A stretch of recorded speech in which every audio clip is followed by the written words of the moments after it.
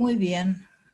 Vamos a trabajar ahora la segunda parte de este tema, que es el comentario sobre la filosofía de Cornelius Castoriadis, centralizando en la idea de imaginario social. Vamos a presentar, acá, ahí está mejor. Nosotros vamos a comentar un cuadro representativo de esta idea de ser social de Castoriadis, que tiene algunos años ya, sobre cómo entiendo yo la perspectiva de Castoriadis respecto del ser social.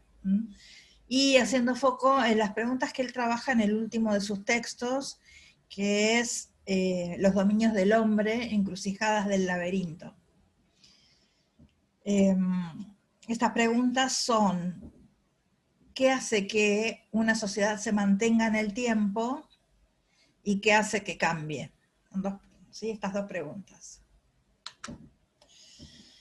Tenemos el ser social como magma de significaciones indeterminadas que fluye, imaginario social radical.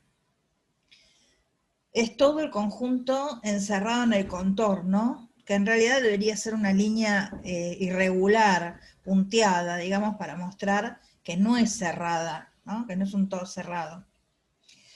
Lo que está en el entre, digamos, es lo que fluye, circula, ¿sí? Está en permanente fluir, en estado de indeterminaciones, de caos, o sea que el ser social de conjunto es imaginario social radical. El ser social se puede pensar como con cierto grado de estratificación irregular, o sea, ciertos contenidos, a veces más sólidos y determinados, y a veces más fluidos o menos sólidos y más indeterminados o menos determinados. En estas estratificaciones irregulares vamos a encontrar algunos contenidos que durante un tiempo están más determinados y en algún lugar que yo representé con estas formas irregulares que se ven a la izquierda, ¿no? Corresponden a los contenidos del imaginario social radical en proceso de efectivización, pero que aún no se ha estabilizado, no se ha consolidado, no se han solidificado, digamos, ¿no? Tal vez contenidos que aspiran a su solidificación, a su institucionalización, tal vez contenidos que el ser social está configurando e intenta hacer emerger. Es decir, que puede haber ciertos contenidos parcialmente determinados que yo representé como figuras menos regulares, ¿no? Del lado de donde dice imaginario social radical, del lado de la izquierda. Los contenidos de la derecha, que están más cuadrados, más cerrados, más determinados, ¿no? Rectangulares, bien nítidos, más figurativos, digamos, intentan corresponder a los contenidos del imaginario social efectivo, que son más estables, al menos durante un momento, un periodo de lo histórico social. Entonces, el ser social es la actividad creativa, es la actividad a la vez significante sobre el mundo y sobre el ser humano, o ser social mismo, ¿no? Esa actividad que es caos indeterminado sería el imaginario social radical. Por eso es que Castoriadis dice que el ser social es una actividad que da forma, es pura forma, es una forma que informa, que le da forma al mundo que habita y a sí mismo como ser social. Entonces, el ser social es esa actividad. Desde ese punto de vista, es la actividad del imaginario social radical, que es crear forma. Pero dentro de esa actividad hay algunos contenidos irregulares, parciales, inestables, y también hay contenidos más determinados, más sólidos, ya que son los contenidos del imaginario social efectivo. En tanto, imaginario social radical, estamos hablando de una actividad permanente, que es a veces con mayor velocidad o intensidad y a veces menos. Está reconfigurando y adjudicando y construyendo o inventando sentidos e inventando prácticas relativas a esos sentidos e inventándose a sí mismo en esa actividad permanente. El mundo social, a lo largo del histórico social, puede verse también como organizado desde algunas grandes significaciones que están más determinadas, que están más organizadas, más definidas. Esos son los contenidos del imaginario social efectivo y son los instituidos, no son los instituyentes, ¿sí? No son los movimientos instituyentes. El imaginario social efectivo es lo instituido.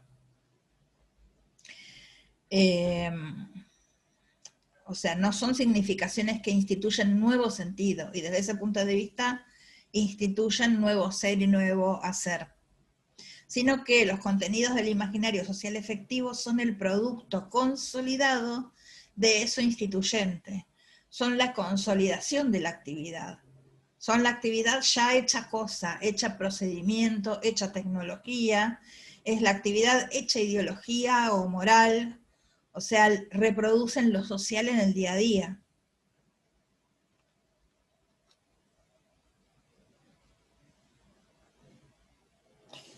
Por eso es que el ser social, que sería el conjunto, se lo puede ver desde dos grandes aspectos. Uno es el imaginario social radical,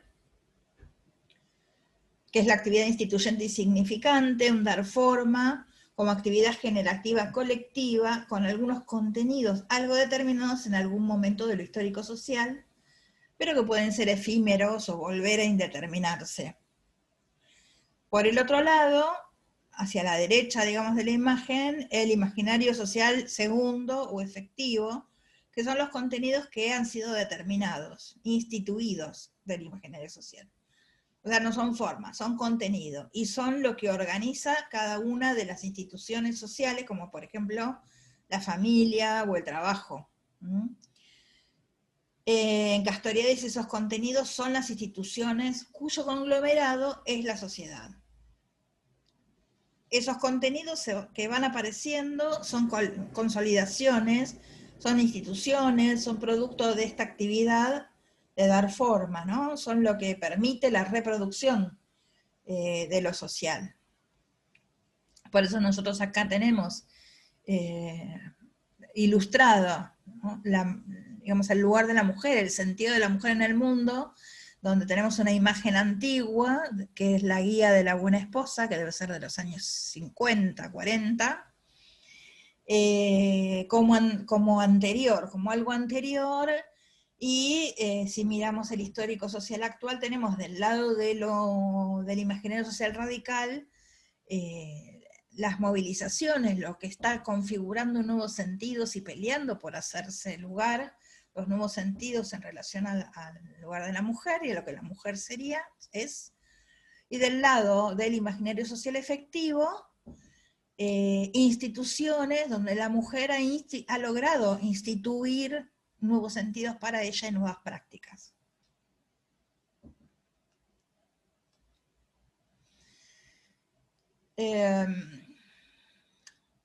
Entonces, en estas instituciones, cuyo conglomerado del lado del imaginario social efectivo forma la sociedad, tienen aspectos en común entre sí, que son el tipo de significaciones que las ha generado y que las ha instituido informadas, diría Castoriadis, ¿no? O sea, le han dado forma. Por eso es que él dice que hay una coherencia en el conglomerado institucional en un momento de lo histórico social. Esa coherencia está dada por significaciones centrales, ¿sí? O sea, más que, digamos, imaginario social efectivo, sino que hay algunos contenidos del imaginario social efectivo que realmente circulan por todas las instituciones y son como un gran organizador general, ¿no? De sentido y de prácticas. Entonces él dice que hay coherencia en el conglomerado institucional en un momento de lo histórico social. esas significaciones centrales que están circulando en el discurso de las instituciones, esa coherencia, está dada por ciertos contenidos del imaginario social efectivo, que entonces Castoriadis realmente los llama centrales. No solo efectivos, sino centrales. Son lo que permite que la sociedad se mantenga en el tiempo, que siga siendo la misma sociedad. Grandes organizadores de sentidos y de prácticas. Por eso tenemos esta imagen de la plenitud de la sociedad capitalista, donde podemos ver la serialización, ¿no? La homogeneización en distintos escenarios sociales, la escuela, el trabajo, el ejército y la familia numerosa, la familia con muchos hijos. En plena sociedad capitalista, digamos medio del siglo XX, hay una coherencia entre las significaciones, las prácticas, los procedimientos, los marcos teóricos y también la subjetividad, los valores, la moral, la tecnología que tienen que ver con la racionalidad absoluta, con el cálculo, con la maximización de los procesos, con el orden. Organiza y le da sentido a todos los aspectos de lo humano, y a nivel económico, la racionalidad de la economía y de la máxima ganancia, ¿sí? Todo lo que habíamos identificado como el programa de la modernidad. Este contenido central del imaginario social explica el modo de ser y hacer, o sea, de ser y de hacer, del ser social occidental. Aunque pudiéramos señalar muchas situaciones y aspectos de la vida social que tenían poca racionalidad o poca coherencia, que no eran del todo lógicas, la gran representación social que organizaba el universo de sentido de la vida cotidiana era la racionalidad aplicada a la vida cotidiana, la verdad, la justicia, y en algunos aspectos todavía sigue siendo, todavía estos contenidos siguen organizando, siguen dando sentido, ¿no? En cambio, durante el feudalismo, la significación que daba coherencia al conglomerado institucional tenía que ver con la fe, con la comunión con Dios y con la voluntad divina. Por otra parte, Castoriadis analiza lo que son los periodos de cambio social.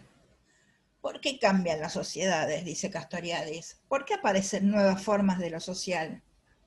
Lo que él postula es que estas significaciones centrales que organizan las prácticas, que organizan la subjetividad, la vida cotidiana, el mundo social, esas prácticas, digamos, las anteriores, los contenidos centrales del imaginario social, caen, pierden sentido, dejan de cumplir su función, no dan sentido, no hacen sentido, diríamos. ¿No? Decíamos, hay una complejidad, como una recursividad una tensión entre el hacer y el significar, entre la actividad y la representación, entre las prácticas y los discursos, ¿sí? De modo que la práctica va modificando la representación y la representación va modificando la práctica en un ir y venir, en una tensión dialéctica propia del ser social como imaginario social radical. Por alguna situación, digamos, algo de lo que se hace deja de generar el sentido que generaba, o algo sucede que la práctica queda inhabilitada, inhibida, modificada, y esto hace que vaya cambiando la significación, o producto de la misma dinámica, va cambiando las representaciones, van cambiando los instituidos, ¿sí? Acá tenemos una serie de modificaciones progresivas en los periodos de transformación de los instituidos y del imaginario, digamos, de los contenidos del imaginario social, ¿no? Podemos pensar en lo que hemos conversado en torno a la transformación de la sociedad medieval, de eso a la sociedad que se llamaba contemporánea, que ya no debería ser nombrada de ese modo porque ha quedado en buena medida ya atrás en la historia, ¿no? A partir de la hegemonía del capitalismo financiero, vuelve a cambiar la organización social. Pero bueno, digamos en la sociedad del siglo XX, hablábamos de racionalidad,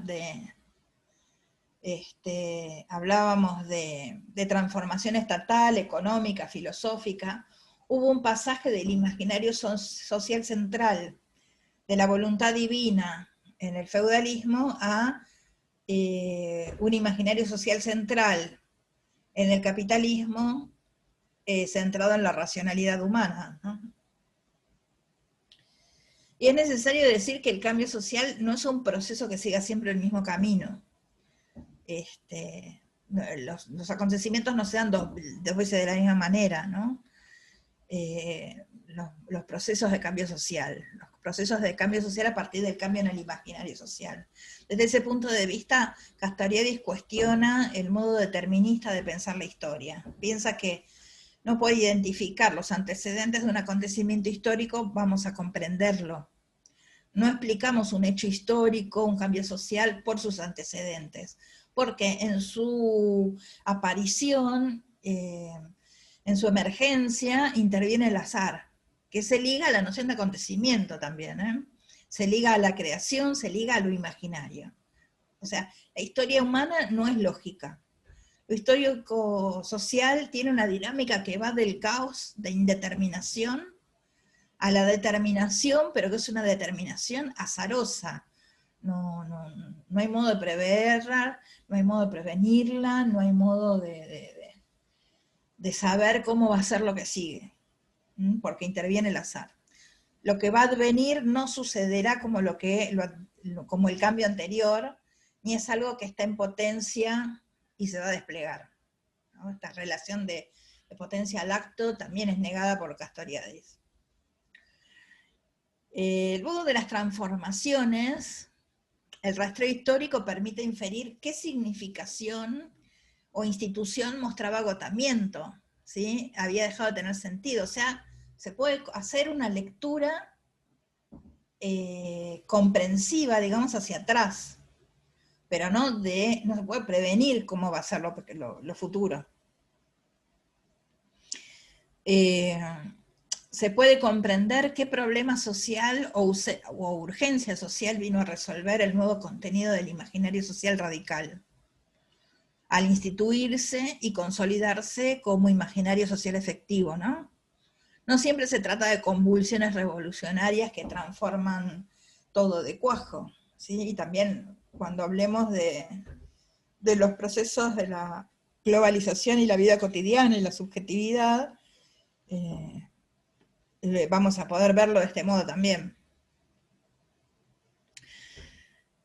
Lo que podemos decir es que a lo largo de la vida cotidiana, en la historia, estamos pensando los escenarios colectivos. A medida que va fluyendo este proceso del histórico-social, hay grandes significaciones que empiezan a perder sentido, que caen como significación, o sea, dejan de ser el sentido válido para lo que está sucediendo y para lo que se hace. Y si las cosas se están haciendo de otro modo es porque hay otro sentido dando vuelta, ¿no?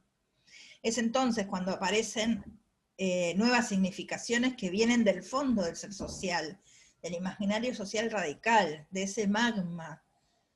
Desde este fluir de significaciones en estado de indeterminación, adviene una nueva significación que entonces organiza el escenario de un modo diferente. La transformación en torno a la significación social de la mujer es un clarísimo ejemplo. Ahora bien, si hablamos de las crisis, ¿sí? Digamos, las crisis son momentos donde nos encontramos, crisis por el tema del pasaje de un modo de la sociedad a otro, ¿no? Por el tema del cambio social. Entonces, son momentos donde nos encontramos frente a significaciones contradictorias, o nos encontramos entre significaciones contradictorias, ¿no? Se pierde la coherencia entre las significaciones que sostienen el conglomerado institucional. O sea que cada institución tiene una significación distinta que está organizando lo que ahí pasa. En una podría ser la racionalidad, en el otro podría ser la ética, en el otro podría ser el cambio social, los derechos, y en otros podría ser una pelea absoluta, ¿no? ¿Por qué aparece la crisis? Castoriadis dice que dice cuando analiza la historia y analiza las ciencias sociales que no se puede prever qué es lo que va a suceder y tampoco se puede establecer una ley que indique de qué manera cambian las sociedades.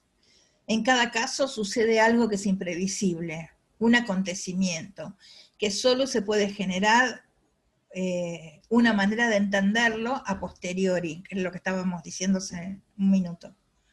Solo después se puede pensar cuáles fueron las condiciones de emergencia de esa crisis, de esa transformación, y cuáles fueron las condiciones de emergencia de las nuevas significaciones, de los nuevos contenidos del imaginario social.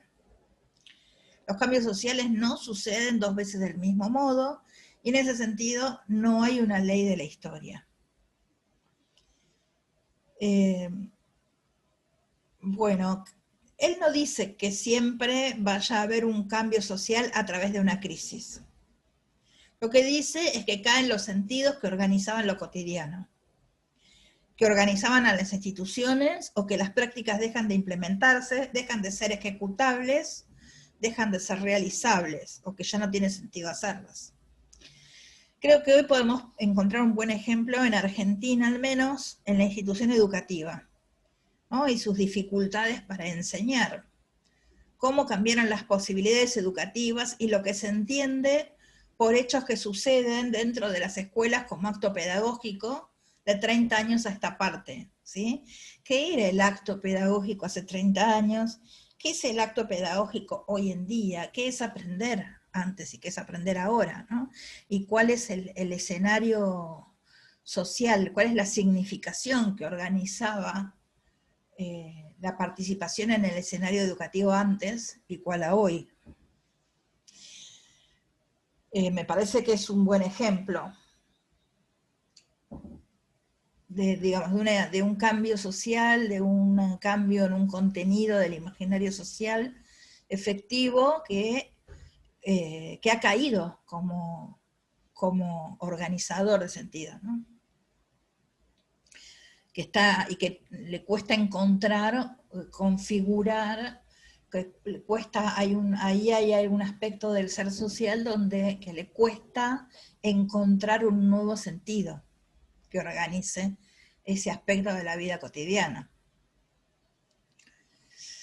Otra situación en proceso de cambio actualmente podría ser que en este momento del histórico social la significación que circula socialmente sobre la delincuencia, sobre lo que es un delito, sobre lo que es un delincuente, promueve que actuemos de determinada manera frente a ciertas situaciones que en otro momento del histórico social no se hubieran dado del mismo modo, ¿no?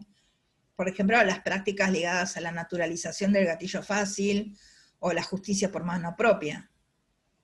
En otro momento tal vez se distinguía, el colectivo anónimo, en la vida cotidiana se distinguía entre la figura de lo que coloquialmente se llamaba el ratero, ¿no? O sea, el ladronzuelo de poca monta, ocasional, que roba sin que nadie se dé cuenta, cositas de poco valor, y anteriormente se lo distinguía digamos, de los actos de delincuencia que utilizaban armas o violencia, ¿no?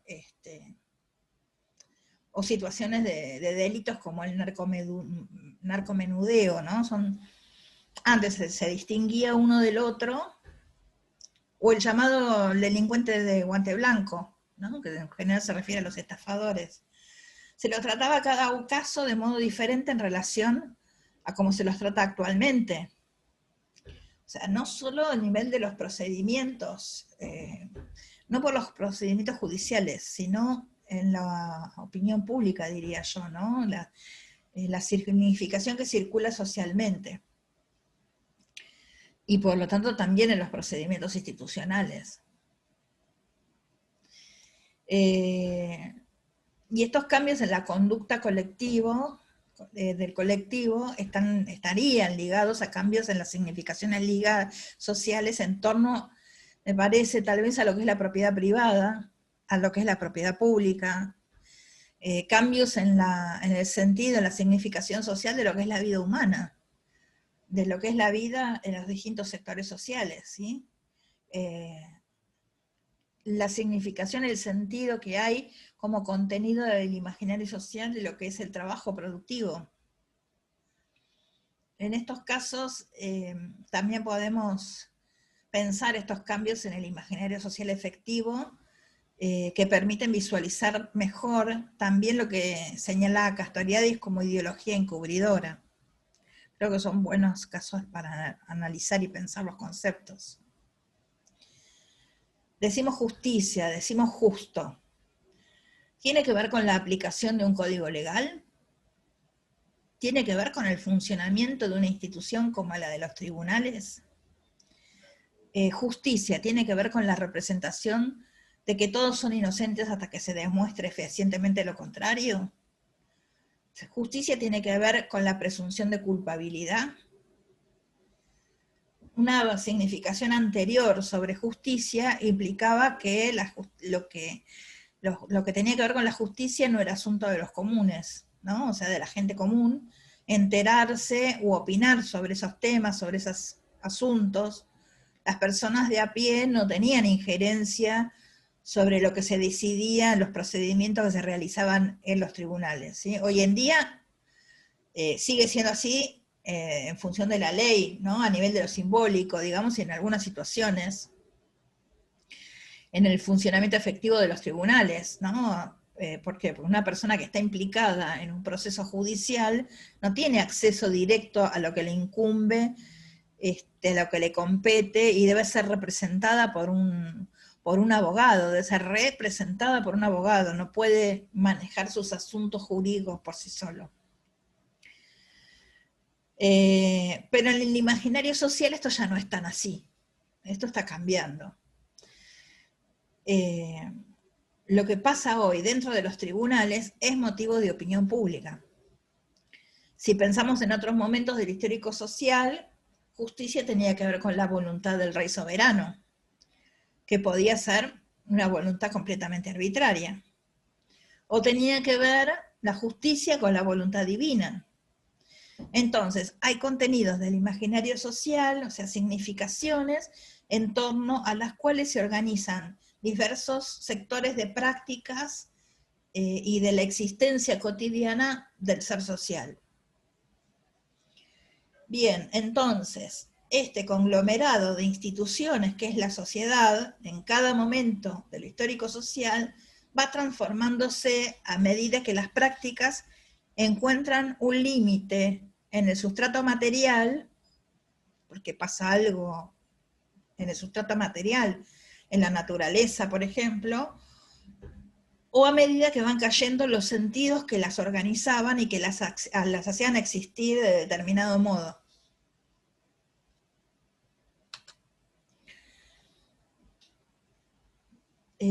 Volvamos a la pregunta de qué hace que una sociedad se mantenga en el tiempo para considerar otro aspecto.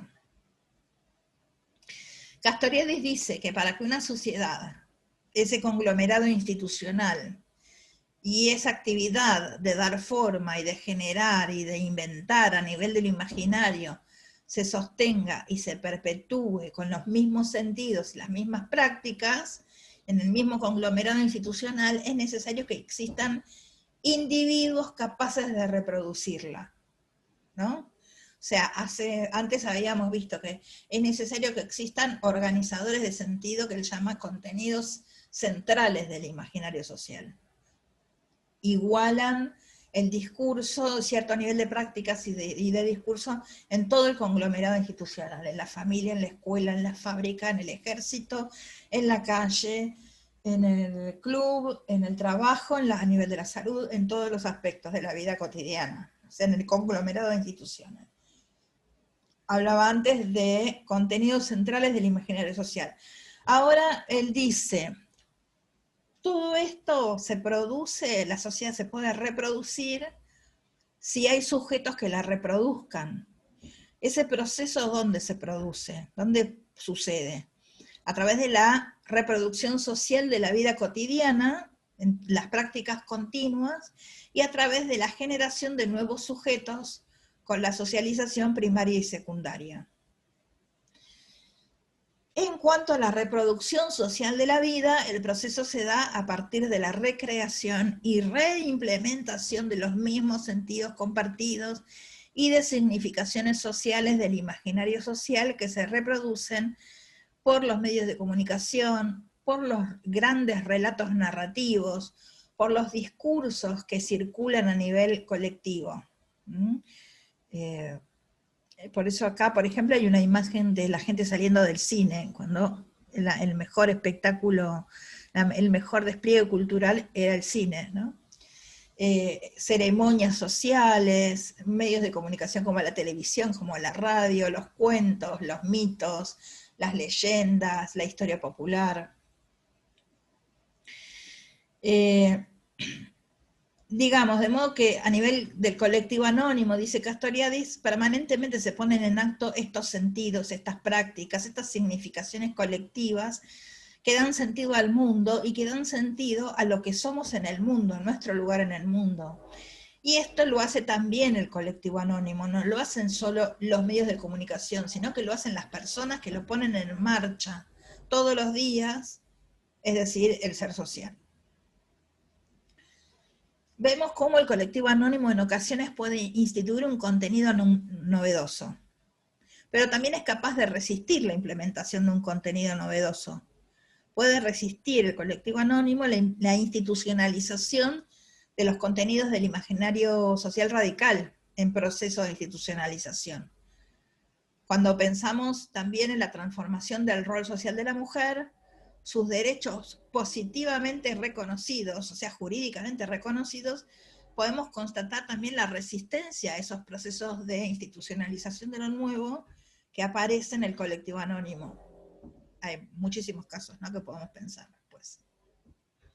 Consideremos entonces al ser social como un magma de significaciones sociales contradictorias, algunas instituyéndose, otras cayendo como institución, en un proceso continuo, más o menos veloz, colectivo, que incluye el azar. Hablamos de los nuevos modos de significar lo que socialmente es una mujer, de la creación de nuevos sentidos y prácticas. Pero también nos encontramos con las prácticas sociales que continúan significando y reproduciendo viejas prácticas y viejos sentidos que continúan teniendo vigencia. En cuanto a las nuevas generaciones, a la socialización, lo que se producen son individuos que son heterónomos, dice Castoriadis, es decir, que están informados, constituidos, socializados desde la norma que es de otros. O sea, el nomos heteros, ¿no? O sea, que es de otros. Esa heteronomía es por la ley, la norma de la sociedad, o mejor dicho, son los contenidos de significación que se imponen a la subjetividad en el proceso de socialización. O sea, a la subjetividad le son impuestas en el proceso de socialización la ley, las normas, las significaciones que ya están en circulación, cuando las personas se van conformando como sujetos sociales. Desde ese punto de vista, en primera instancia, la subjetividad es heterónoma. Desde el punto de vista de la socialización, o sea, la educación, la formación, la educación primaria, en el hogar, en el barrio, en la cultura, en los medios de comunicación, en el estar, en la socialización secundaria, o sea, no solo la educación en la institución educativa, en el colegio, ¿no? Ya en la vida cotidiana. Es un proceso por el cual cada uno de los seres humanos aprende, capta, asume las significaciones de las interacciones que se dan entre los demás, de las prácticas y de las significaciones de los escenarios por los que está circulando. Los individuos de la especie nacen y son socializados por el conglomerado institucional, fundamentalmente por el imaginario social efectivo. O desde el imaginario social efectivo. La última idea a trabajar también es muy importante. Estas prácticas, estas significaciones imaginarias sociales son construcciones del colectivo anónimo, son producto del imaginario social radical que en una práctica colectiva, en un hacer, un saber, un significar colectivo. Estas significaciones entonces no pueden ser transformadas individualmente. O sea, en la vida individual de la persona no pueden ser significadas o transformadas estas significaciones que organizan las prácticas y lo que cada uno es. Una persona solo puede generar su trayecto de autonomía, es decir, de construir la propia norma, si se trata de un proyecto colectivo, dice Castoriadis.